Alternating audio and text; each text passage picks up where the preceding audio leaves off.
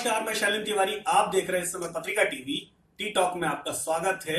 हम हमेशा मिलते हैं ऐसी शख्सियतों के साथ जो कहीं ना कहीं बदलाव को लेकर अपने साथ चलती हैं, चाहे वो राजनीतिक तौर पर हो या सामाजिक तौर पर। इस बार हमारे साथ हैं चाचौड़ा से विधायक लक्ष्मण सिंह जी। इनका दूसरा परिचय है कि ये दिग्विजय सिंह जी के भाई हैं। कांग्रेस, फिर भाजपा और फिर एक बार कांग्रेस में एक बड़े मजबूत नेता के तौर पर सामने हैं। विधानसभा अध्यक्ष के लिए भी कहा जा रहा था कि सबसे प्रबल दावेदार होंगे, लेकिन सियासत है, सियासत में कुछ भी हो सकता है। तो उन सारे सवालों के जवाब जो कहीं ना कहीं चुनाव से लेकर अब तक हम सब के दिमाग में है, उन सब के सवालों के जवाब देंगे लक्ष्मण सिंह जी। स्वागत है आपका हमारे साथ। धन्यवाद शैलेंद्र जी। सबसे पहला सवाल तो यही कि आखिर ऐसी क्या वजह रही कि इतना वरिष्ठ नेता कांग्रेस में एक बार के विधायक, दो बार के विधायक मंत्री बन गए और वरिष्ठ नेता दरकिनार हो गया।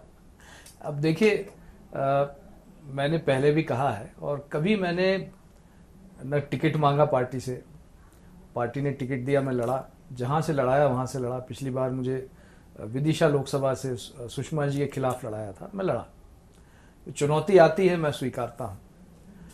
अब मंत्री बने न बने ये भाग्य की बात है। शायद भाग्य में नहीं है अभी, आगे कभी होगा तो होगा।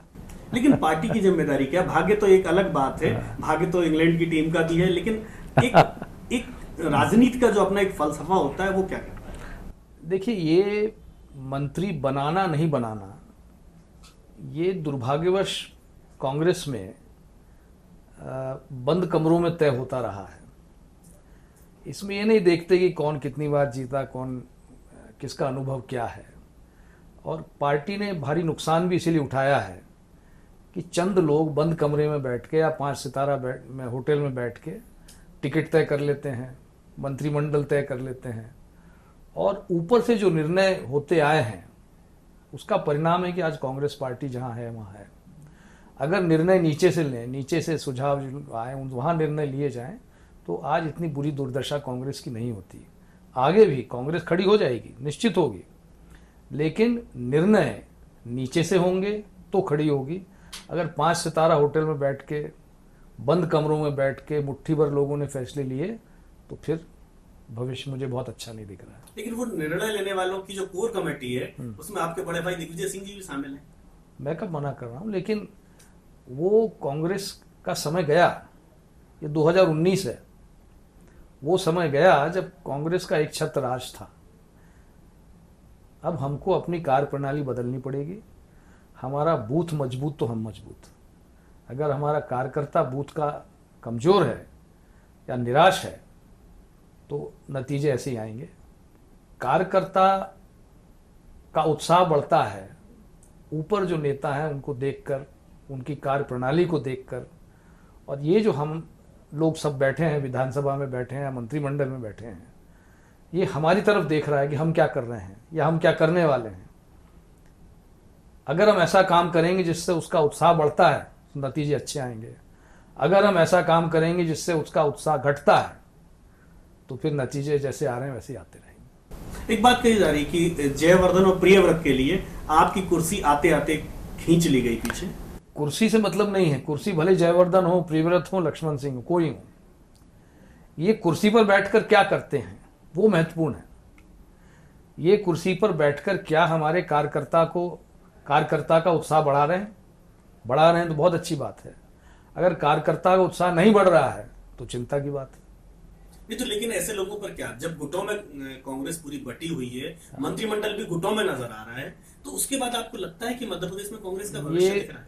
मैंने कहा ना, बड़ी गुटबाजी तो हर पार्टी में होती है। सबके अपने अपने लोग होते हैं, अपने अपने चाहने वाले होते हैं। लेकिन मैंने आपसे कहा कि संगठन अगर नीचे से चलेगा, आपकी जो पोलिंग समिति है, आपका जो मंडलम आपने बनाए हैं, आपके जो कार्यकर्ता जो चुनाव में आपके लिए भाग दौड़ कर रहे थे, आप तो एयर कंडीशन गाड़ी में घूमते हैं, वो कार्यकर्ता मोटरसाइकिल पे जा रहा है, साइकिल पे जा रहा है, पैदल जा रहा है, गली गली घूम रहा है, घर घर घूम रहा है। उसको अगर हम उपेक्षित रखेंगे तो हम कभी भी नहीं जीत पाएंगे। तो क्या लगता है कार्यकर्ता आपको विधानसभा चुनाव में, वो कार्यकर्ता आपको पूरी ताकत से जुटता है, आप सरकार बनाते हैं और लोकसभा में आते आते आप वो सीटें भी हार जाते हैं जो जिनके बारे में कहा जाता है कि आप कभी हार ही नहीं सकते, तो वजह क्या है? ये लोकसभा की हार के बाद स्वाभाविक है कि कार्यकर्ता भी निराश है, काफ़ी निराश है। उसका उत्साह बढ़ाने के लिए आज हम सरकार में हैं, हम कुछ ऐसे काम करें, ऐसी योजनाएं लाकर दें जनता को, जिससे कि वो चौराहे पे खड़े होकर कह सके देखिए मेरी सरकार ने ये किया। आज उस स्थिति में हम नहीं हैं। 7 महीने बीत गए, तो जो भी योजनाएं हमने अनाउंस करी हैं, जो भी घोषणा करी, हमारा घोषणा पत्र जो है, उसको हकीकत में बदलना ये सरकार का काम है और मंत्रियों का काम है। ये जिस दिन हो गया, कार्यकर्ता फिर से खड़ा हो जाएगा, पार्टी फिर से खड़ी हो जाएगी, और सामने जो अभी हमारे पंचायत के या जिला पंचायत के चुनाव आ रहे हैं, नगर पालिका के चुनाव आ रहे हैं, उनमें हम अच्छा प्रदर्शन करेंगे।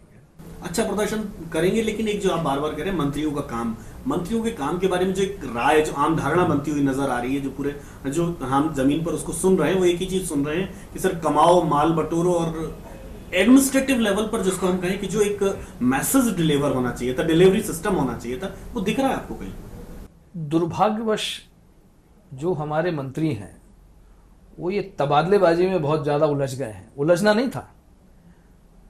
देखिए, मेरा अफसर होना चाहिए या हमारी पार्टी से संबंधित अफसर होना चाहिए। देखिए, अफसर की क्या निष्ठा है, कहाँ है, क्या सोच है, ये उसका निजी मामला है। वो आपकी सरकार बदलने से अपने विचार नहीं बदल देगा, उसकी विचारधारा जहाँ है वहीं है। लेकिन हाँ, जो अधिकारी है वो शासकीय योजनाओं का क्रियान्वयन उसके द्वारा होना चाहिए। अगर वो करता है ठीक है, उसकी निष्ठा कहीं भी हो, हमें क्या मतलब उससे। अगर हमारी योजना वो नीचे ले जा रहा है तो मैं समझता हूँ बहुत अच्छा अधिकारी।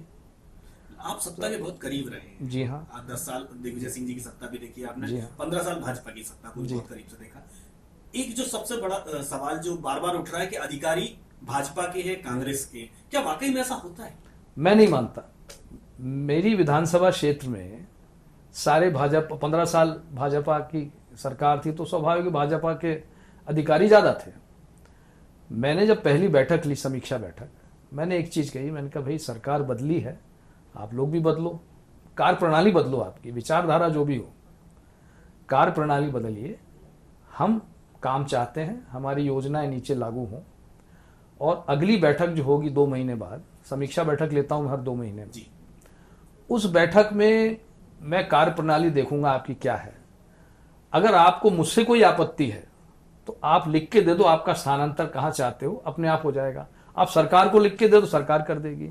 ऑनलाइन आवेदन दे दो, हो जाएगा।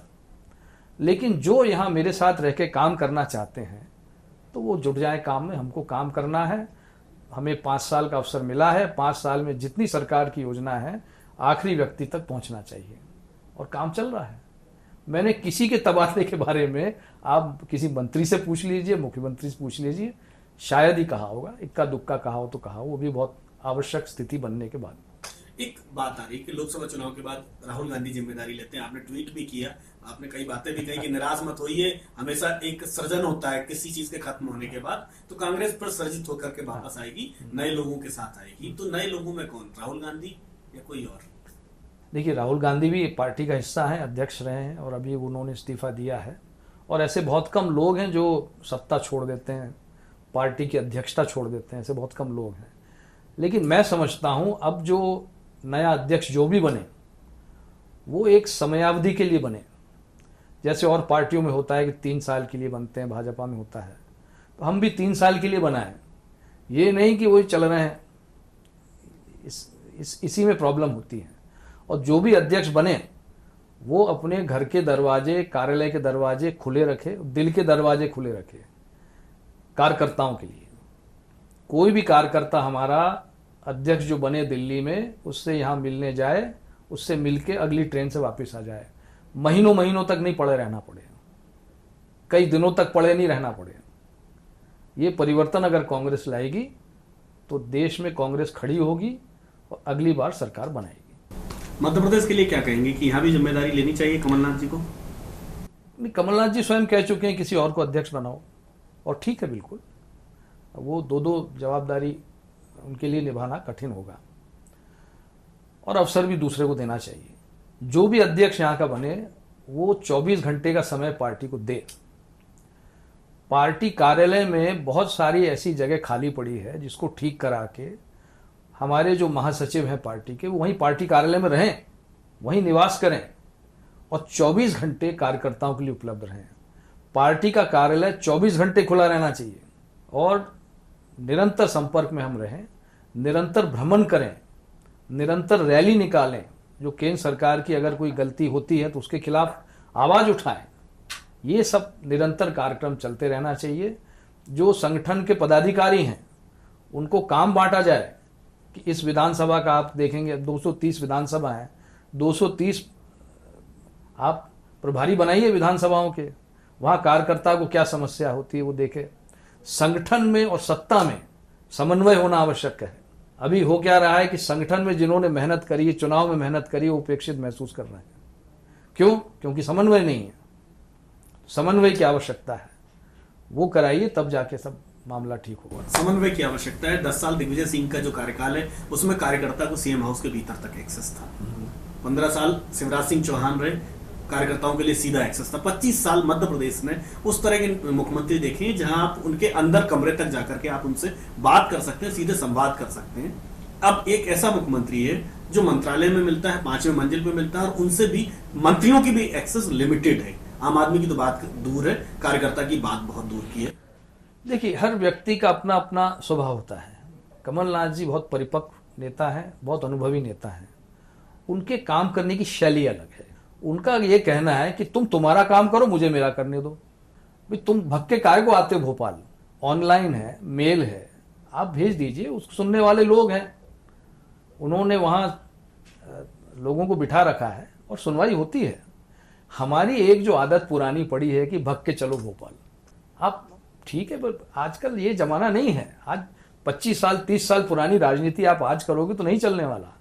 और एक नेताओं को बड़ा शौक है कि हमारे पास भीड़ लगी रहे। जिस नेता के पास 2000 आदमी इकट्ठे, वो बड़ा नेता। ये 2019 में नहीं चलने वाला है। 2019 में एक एक मिनट की कीमत हमको करना है और हमको समय की कीमत करके अपना पूरी ताकत हमें अपने काम में लगानी है। पूरी ताकत हमें अपने काम में लगानी है। दिग्विजय सिंह जी की सबसे बड़ी ताकत लक्ष्मण सिंह जी कहे जाते हैं। नहीं, दिग्विजय सिंह खुद अपने आप में एक ताकत नहीं। एक हमेशा होता है कि कहा जाता है कि राम के हनुमान, और ऐसी भूमिका हमेशा से रही राघवगढ़ के भीतर के भाई दोनों भाइयों के बीच। ठीक है, राजनीतिक तौर पर चीजें अलग दिखती भले ही हो, लेकिन अंदरूनी तौर पर एक है।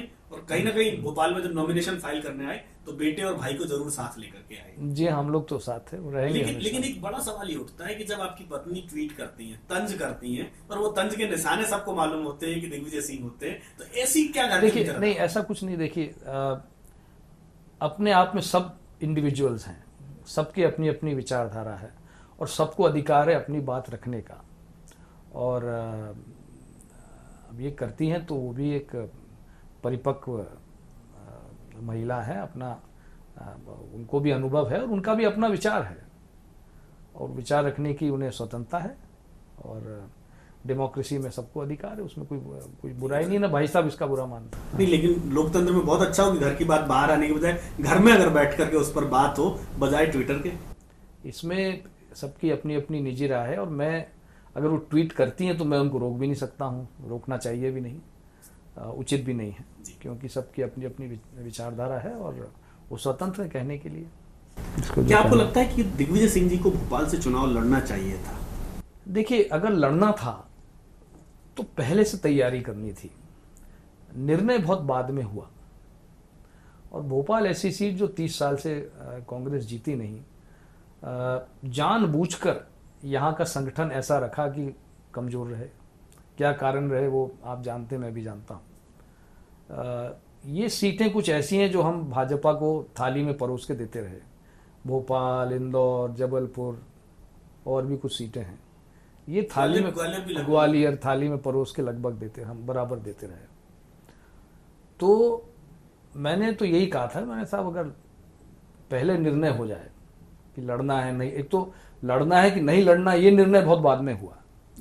कहाँ से लड़ना वो तो बात की बात है, पहले तो ये था कि लड़ना ही नहीं है, फिर एकदम निर्णय हुआ कि लड़ना है। फिर लड़ना कहाँ से? भोपाल से लड़ना है। अब चुनाव 1 महीने 1.5 महीने पहले ऐसी सीट पे उतरना, ये अपने आप में एक चुनौती थी। संगठन साथ नहीं था, हमें हमारे कार्यकर्ता बाहर से बुलाने पड़े, मेहनत की कार्यकर्ताओं ने, लेकिन स्वाभाविक है कि एक बाहर का कार्यकर्ता आके यहाँ क्या कर पाएगा। आपने एक ट्वीट किया है, ट्वीट बहुत ही शानदार है। आपने कहा कि जी, एक तो आपने सांप्रदायिक होने पर बात की थी, वो ट्वीट शायद मैं भूल गया उसमें लेके नहीं आया। आपने कहा कि चुनाव के समय बहुत सारे लोग मंदिर जाते हैं, बहुत ज्यादा सांप्रदायिक हो जाते हैं। आपके भाई साहब भी नर्मदा यात्रा की, उसके बाद भोपाल में ऐसा कोई मंदिर नहीं छोड़ा होगा जिस मंदिर में नहीं गए हो पूरे चुनाव नहीं, भाई साहब तो जाते रहे शुरू से, वो है धार्मिक प्रवृत्ति के हैं। हमारी माता जी बहुत धार्मिक प्रवृत्ति की थी, तो वो निरंतर काफ़ी मंदिरों में जाते रहे, और वो तो उनके लिए कोई नई बात नहीं थी। तो निशाने पर कौन थे, राहुल गांधी? नहीं, कई जनरल में बात कर रहा था। जैसे कोई व्यक्ति अगर मंदिर नहीं जाता है ज़्यादा और चुनाव में मंदिर ही मंदिर जा रहा है, तो लोग देख रहे हैं कि चुनाव इसलिए मंदिर जा रहा है, चुनाव बाद भूल जाएगा भगवान को। तो ऐसे कई लोग हैं, मैं उनके संबंध में किया था, मैंने और किसी के संबंध में नहीं कहा था। अब जैसे मैं अपनी बात कहूँ, मैं रोज जप करता हूँ, सुबह शाम ईश्वर का ध्यान करता हूँ 10 मिनट के लिए। मेरे गुरु हैं श्री श्री रविशंकर महाराज, मैं उनका जो आध्यात्मिक बात वो कहते हैं मैं करता हूँ, योग उनका करता हूँ।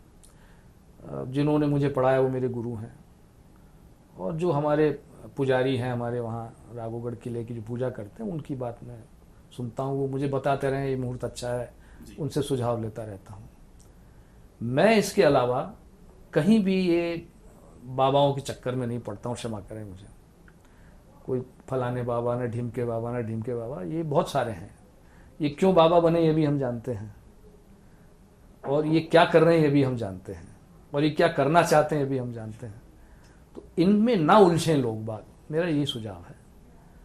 अपने आप का आत्मविश्वास बढ़ाएं, और ईश्वर है, न्याय करने वाला वो है, सर्वशक्तिमान है, उस पर विश्वास करें, वो जो फैसला देगा देगा। आप लेकिन जब ये सारी बातें बोलते हैं तो कहीं ना कहीं सामने जब शीशा रखा होता है तो दिग्विजय सिंह जी उसमें उनका अक्स उभर करके आ जाता है कि ये बातें कहीं ना कहीं घूम फिर के उन पर भी लागू हो रही हैं। नहीं, उन पर लागू कंप्यूटर बाबा के दाव में वो फंसते हैं, मिर्ची यज्ञ वो कराते हैं, पता नहीं कहाँ से पुरचुनाव बाबा आते अब हैं। ये उनका सोच है, मैं उनके सोच में दखल नहीं देता हूँ, वो मुझसे बड़े हैं, बड़े भाई हैं। लेकिन जहाँ तक मेरा सवाल है, ये मिर्ची यज्ञ तो मैं समझता ही नहीं हूँ क्या है, ना मुझे किसी से कोई जलन है, ना किसी को मुझसे जलन है, मेरे मन में ईर्ष्या नहीं है, तो फिर मिर्ची क्यों रखूँ, मैं मिर्ची यज्ञ क्यों करूँ। मैं किसी का पहली बात ये, मैं यज्ञ करता हूँ जब कोई आवश्यकता होती है, यज्ञ करते हैं, वर्षा के लिए करते हैं, शांति के लिए करते हैं, और भी जो यज्ञ पंडित जी कहते हैं वो कर देते हैं। लेकिन ये मिर्ची यज्ञ मेरे आज तक समझ में नहीं आया, ये इसका क्या अर्थ होता है, मैं आज तक एक ट्वीट आपने किया था 7 अप्रैल 2019 को कमलनाथ के करीबियों पर छापे पड़े थे। 9 तारीख को आपका एक ट्वीट आता है, छोटे चोर को तो जेल, बड़े चोरों को बेल, जिनके घर से करोड़ों रुपए जब्त हुए उनकी गिरफ्तारी क्यों नहीं, समझौते की राजनीति आखिर कब तक। 11 तारीख को ट्वीट होता है, जितने भी घोटाले देश में हुए हैं नेता और उच्च अधिकारियों के गठबंधन के कारण हुए हैं, सबके चेहरे से नकाब हटाने का समय आ गया है। नेता किसी भी दल के हों, इन्हें छोड़ो मत, सजा दो सजा दो सजा दो। बिल्कुल किया था।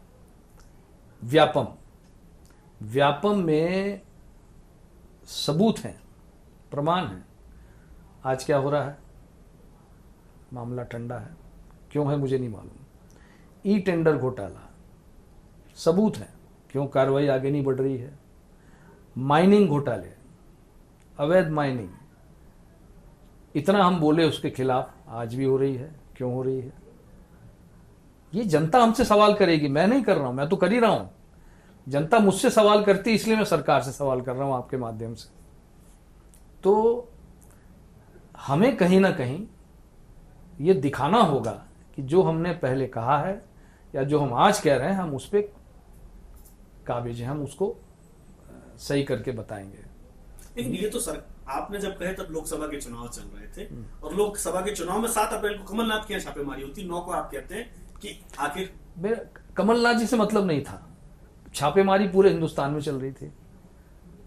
भाई छापेमारी की नौबत क्यों आई, ये नौबत क्यों आई, क्यों ऐसा हुआ, क्यों ऐसे लोगों पर। भाई कमलनाथ जी भी कहीं ना कहीं डेंटेड हुए, उसके बाद इनकम टैक्स की डायरियां सामने आई हैं। हाँ, तो उसमें वो स्पष्टीकरण दें, वो देना चाहिए उनको।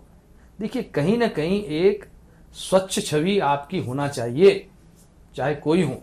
आप एक बड़े पद पर बैठे हैं, एक स्वच्छ छवि आपकी होना चाहिए, और तभी जनता आपकी तरफ देखेगी। जनता अब ये पुराना समय नहीं है जब शिक्षा की कमी थी। आज हर व्यक्ति टैक्स दे रहा है। एक छोटी होटल वाला भी जीएसटी देता है, दुकानदार छोटा सा वो जीएसटी देता है। उसका पैसे से हम सरकार चला रहे हैं। उसको पिंच करता है कि यार मैं तो टैक्स दे रहा हूं, ये ऊपर क्या हो रहा है। तो कहीं ना कहीं अनुशासन, ईमानदारी कहीं तो दिखना चाहिए। और मैं चाहता हूं कि ये जो सरकार है ये सिद्ध करे कि ये ईमानदार है, एक उज्जवल छवि है। ये सिद्ध करें, अवसर दिया है जनता ने। अगर इस तरह काम करेंगे और इस तरह की छवि रखेंगे तो आगे अवसर मिलेगा, और नहीं करेंगे तो सरकार बदल जाएगी। लेकिन जिस तरह से कर्नाटक में जो कुछ चल रहा है, सीनियर कई आपके जो विधायक हैं उनको दरकिनार करके पार्टी सरकार में खड़ी हुई है, चाहे वो कंसाना को छोड़ दिया, केपी सिंह जी को छोड़ दिया। बड़े लोग हैं आपके, बड़े छत्रप कहलाते हैं। कुछ ना कुछ गुटबाजी की लड़ाई है, वो लगातार दबाव भी डाल रहे हैं। शेरा अलग कह रहे हैं कि मंत्री तो बनाना पड़ेगा, रामबाई अलग कह रही है कि मंत्री बनाना पड़ेगा, कमलनाथ जी कह रहे हैं मैं मंत्रिमंडल विस्तार नहीं करूंगा। तो समस्या ये कि क्या यहाँ भी कर्नाटक के बीच बोए जा रहे हैं? देखिए, कर्नाटक जैसी स्थिति तो नहीं बनेगी, भगवान करे ना बने, बनना भी नहीं चाहिए।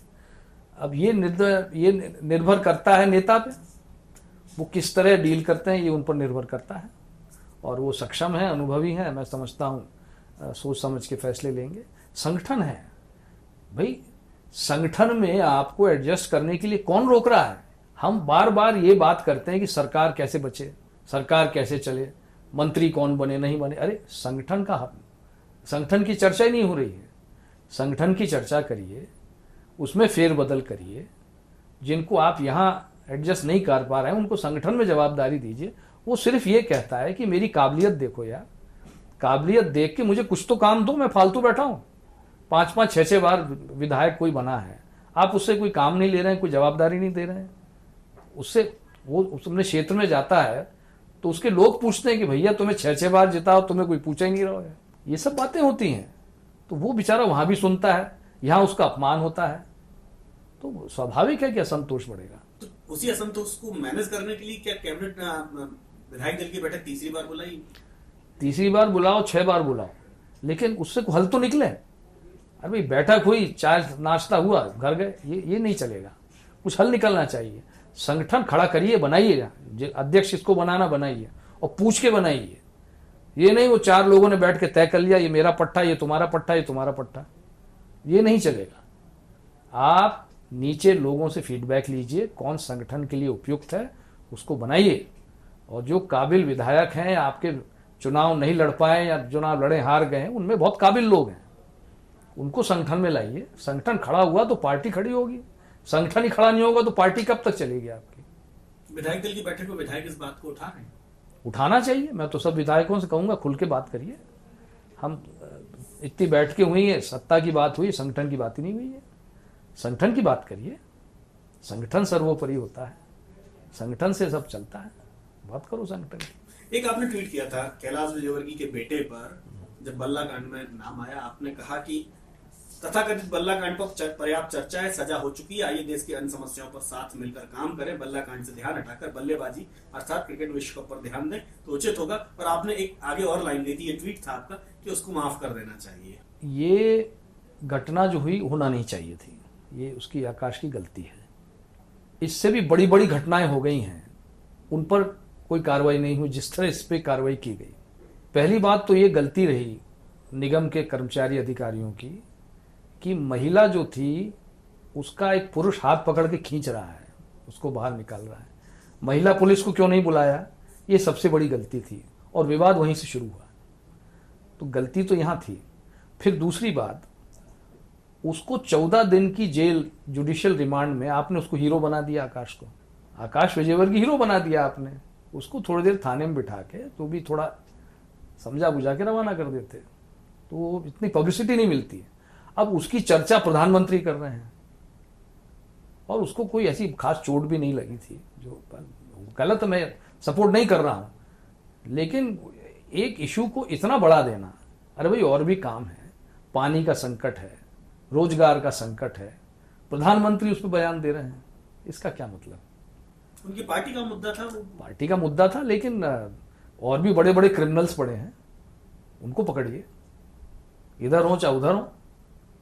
एक आपकी सीट राजगढ़, लगातार ये बात आ रही थी कि रोडबल नागर का स्थानीय स्तर पर बहुत विरोध है, हार जाएंगे, सारी चीजें हो जाएंगी, लेकिन अचानक ऐसा क्या हुआ कि वहां दिग्विजय सिंह जी और लक्ष्मण सिंह जी का प्रभाव कम होता हुआ नजर आ रहा है सीट पर? देखिए, टिकट का जो चयन हुआ उसमें हमने बहुत बड़ी गलती की, और फिर मैं कहूँगा कि ये चयन नीचे लोगों से पूछकर नहीं हुआ, दिल्ली में बंद कमरे में हुआ। बंद कमरे के जितने फैसले हैं 2019 में काम नहीं करने, न 2020 में करने, न आगे करने, ये फैसले कार्यकर्ताओं पे छोड़ दो। हमें कितना आसान है, कार्यकर्ता हमसे कहे साहब ऐसा करिए, कर दो। हम इसको अपना ईगो प्रेस्टीज पॉइंट क्यों बनाते हैं? अगर हम ऐसा करते रहेंगे तो हम धोखा खाते रहेंगे। हम सरल काम को इतना कठिन क्यों बना देते हैं? नहीं, लेकिन कांग्रेस के भीतर एक दिक्कत सबसे बड़ी ये भी है कि ये मेरे इलाके की सीट है, यहाँ का टिकट मैं ही तय करूंगा। इलाके किसी के नहीं होते, इलाका किसका होता है? इलाका तो वहाँ, मैं तो कहूँगा जो वहाँ की जनता है उनका है, हमारा क्या है? नहीं, लेकिन अगर मैं कुछ छत्रपुर ग्वालियर चंबल सिंधिया जी करेंगे, इधर बीच में मध्य में आ जाए तो दिग्विजय सिंह जी करेंगे। देख लिया नतीजा क्षत्रपों का, देख लिया ना, न ग्वालियर चंबल में आए, न सिंधिया जी जीत पाए, न भाई साहब जीत पाए, कोई नहीं जीत पाया, क्योंकि क्षत्रप, ये क्षत्रप का समय नहीं है।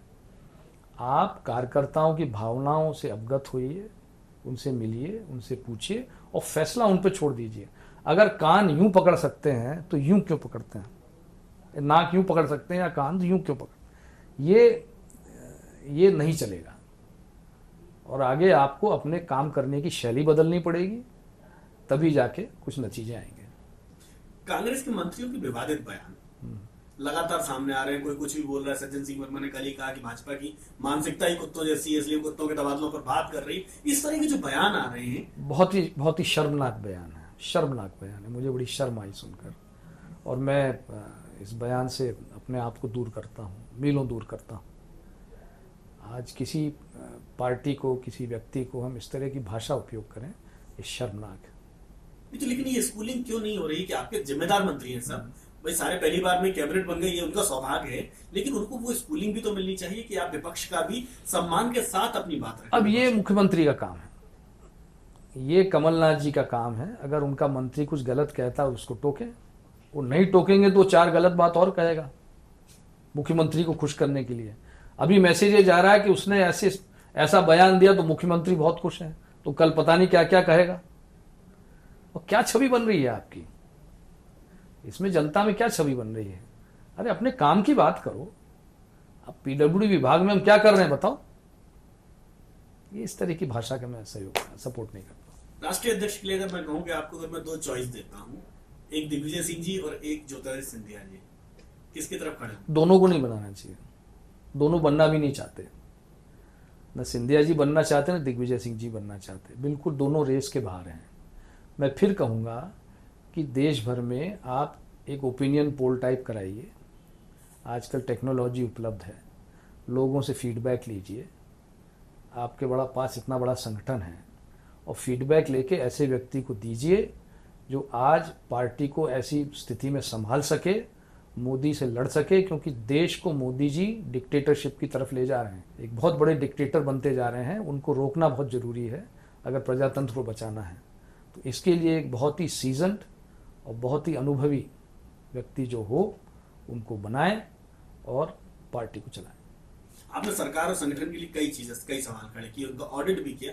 आप अपने भतीजे के लिए क्या कहेंगे कि वो अपने डिपार्टमेंट में क्या काम कर पा रहा है, या अभी उसको लर्निंग की जरूरत है? भतीजा अभी नया मंत्री बना है, मेहनत कर रहा है, कोशिश कर रहा है, और गलती करेगा तो भुगतेगा। इसमें हम लोग कुछ नहीं कर सकते। अच्छा करेगा तो वाह वही मिलेगी, ये तो उसके ऊपर है अब कैसे काम करता है। पर हाँ, एक चीज़ जरूर कहूँगा कि कॉकस से अगर वो घिरा रहा, कॉकस है, आप भी जान रहे हैं, मैं भी जान रहा हूँ, वो पुराना कॉकस जो है वो उसे घिरे हुए है, कुछ नया भी बन गया है। वो कॉकस से अगर घिरा रहा तो फिर ठीक नहीं होगा, उसका परिणाम उसको भुगतना पड़ेगा। अगर कॉकस से दूर हट के काम करेगा और ज़रा लेवल पे रह के काम करेगा, थोड़ा दिमाग में सत्ता नहीं घुसने चाहिए, हम अपना एक हम्बलनेस जो होती है, एक जीवन शैली जैसी भाई साहब ने रखी है, उस तरह की अगर रखेगा तो सफल होगा। तो कभी सामने बिठा के उसको समझाने की कोशिश की?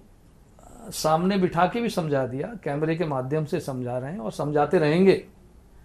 अगर गलत दिशा में दिखेगा तो बोलेंगे, हम नहीं बोलेंगे तो कौन बोलेगा। ज्योतिरादित्य सिंधिया, मैं इसलिए बात कर रहा हूँ बार बार क्योंकि कहीं ना कहीं सिंधिया घराने से आपके ताल्लुकात बहुत पुराने हैं। जी। जब माधवराव सिंधिया थे तब एक सियासत अलग हुई थी, उसमें दिग्विजय सिंह जी मुख्यमंत्री बने। कहा गया कि साहब कमलनाथ जी उस समय एहसान चुकाया कमलनाथ जी ने, जो भी मदद कर सकते थे। जब दोबारा नंबर आया, ज्योतिरादित्य सिंधिया रेस में थे, तो दिग्विजय सिंह जी ने वो एहसान वापस कर दिया, कमलनाथ जी के लिए नाम आगे बढ़ा दिया। रिश्तों के बीच में जो तलखियां हम लोगों को दिखाई देती है कि दोनों के बीच में तलखियां लगातार जिस तरह से हमलावर होते, क्या वाकई में हकीकत क्या है? देखिए, दिग्विजय सिंह जी हों, सिंधिया जी हों, कोई भी हों, हम हों, एक चीज ध्यान में रख लीजिए कि राज परिवार वालों का राजनीति में समय लगभग समाप्त है। पुश्तैनी राजनीति का समय गया। आज बहुत प्रतिभाशाली नौजवान बच्चे बच्चियां उभर के आ रहे हैं, चाहे ग्रामीण क्षेत्र हो, चाहे शहरी क्षेत्र हो, छोटे छोटे कस्बों से, छोटे छोटे गांव से, छोटे छोटे शहरों से बहुत प्रतिभाशाली बच्चे आ रहे हैं। आप उनको रोक नहीं सकते और वो आगे आएंगे और उनका समय आएगा और आ गया है। इसलिए आप अगर अपने आप को उनकी शैली में ढाल के काम करेंगे तो जनता आपको पूछेगी। अगर ये हुजूर हुकुम कि साहब दिन में तो चंदा दिख रहा हो कि हाँ मोई भी दिख रहा हो, तो इस तरह की बातें से अगर आप घिरे रहेंगे तो गड़बड़ है। एक आखिरी सवाल कि आप दिग्विजय सिंह जी के भाई हैं, कहीं ना कहीं एक ये अपने आप में बड़ी बात है और देश की राजनीति में दिग्विजय सिंह का होना एक मायने रखता है। तो लक्ष्मण सिंह कैसे पीछे खिसकते हुए चले गए? जिस तेजी से फलक पर उभरे थे वो तेजी मेंटेन नहीं रही, या परिवार के भीतर कुछ समझौते हुए कि बरगद के नीचे बड़े पेड़ नहीं खेलते? नहीं, ऐसा कुछ नहीं है। देखिए, मुझे भी पूरा अवसर दिया गया है, भाई साहब ने भी दिया, पार्टी ने भी दिया। अभी विधानसभा चुनाव में मुझे अवसर दिया, मैं अवसर नहीं देते तो मैं विधायक कहाँ से बनता, ऐसी बात नहीं है। पर हाँ, कुछ न कुछ बातें उसमें थोड़ा विरोधाभास होता है, स्वाभाविक है। काम करने की शैली में विरोधाभास होता है। कुछ लोग उनके इर्द गिर्द हैं जो मुझे पसंद नहीं है, कुछ बातें उनको मेरी पसंद नहीं है, तो यह है। लेकिन बैठकर बात करना ठीक रहता है। अब वो समय नहीं है जो पुराना कि मन में कुछ और दिमाग में कुछ और कर कुछ रहे हैं और कह कुछ रहे हैं और इसको पटकी मार दी, उसको पटकी मार, ये सब जमाना, ये सब पॉलिटिक्स खत्म हो गई है। आज के युग में फेस टू फेस फैक्ट्स, साफ बात करना लोगों को पसंद है। तो हमें भी अपनी कार्यशैली में परिवर्तन करना पड़ेगा और साफ बात हम करें, जो कहें वो करें। नहीं तो हम किसी को कुछ कह रहे हैं, कर कुछ रहे हैं, तो उससे विश्वास कम हो जाता है।